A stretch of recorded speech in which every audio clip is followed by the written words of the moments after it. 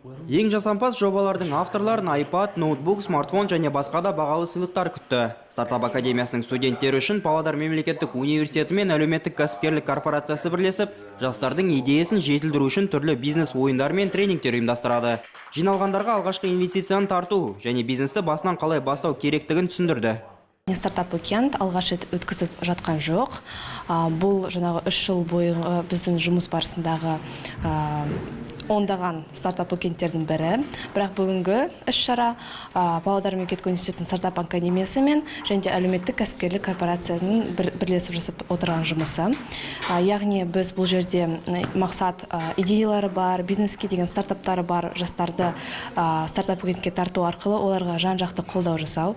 Стартап уикендтің қатысушылары жобаларын жеке және топ болып қорғады. Бірнеше күнге созылған шара қорытындысы бойынша мектептегі пәндерді гаджет арқылы зерттеуге негізделген Айыр Еду білім беру жобасы жеңімпаз атанды. Күмісті шыныны қайта өңдеу бизнес жоспары еншіледі.